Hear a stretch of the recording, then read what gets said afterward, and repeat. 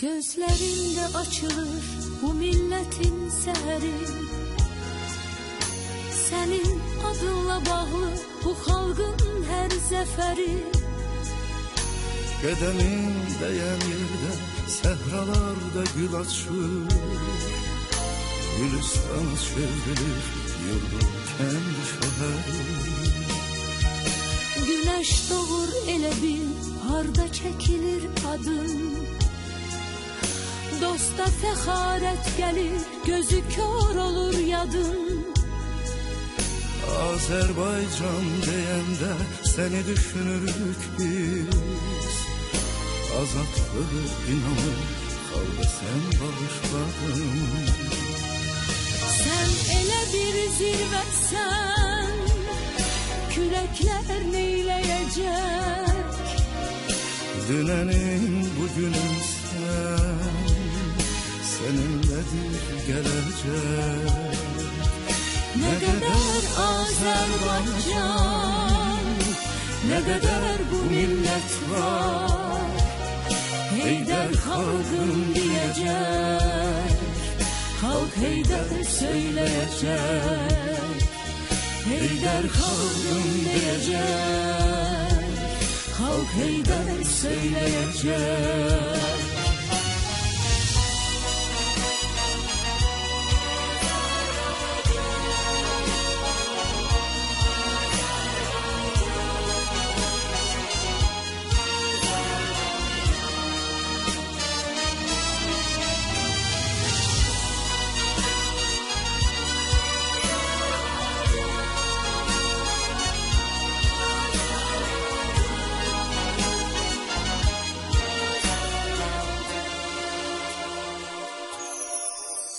Sen bu çetin zamanda gücümüz, kudretimiz.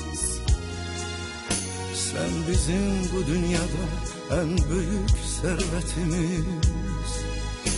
Milletin imzası var imzaların içinde.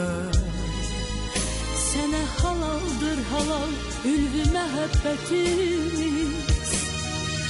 Sen ele bir zirvesen, külekler neyleyecek?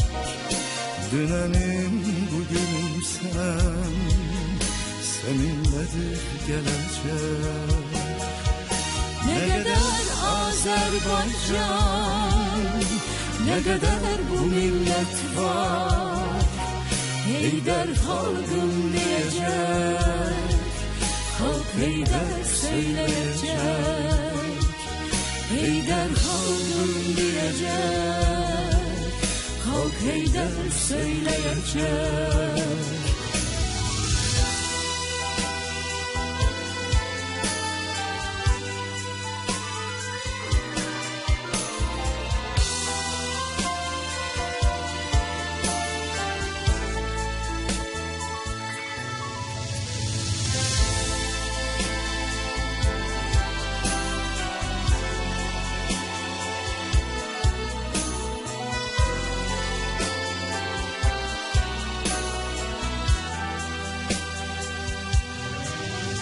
Sen ele bir zirvesen, kürekler neyleyecek? Dünenim bugünüm sen, seninledir gelecek. Ne kadar Azerbaycan, ne kadar bu millet var, Heydər halkım diyecek, halk Heydər söyleyecek. Heydər halkım diyecek, halk Heydər söyleyecek.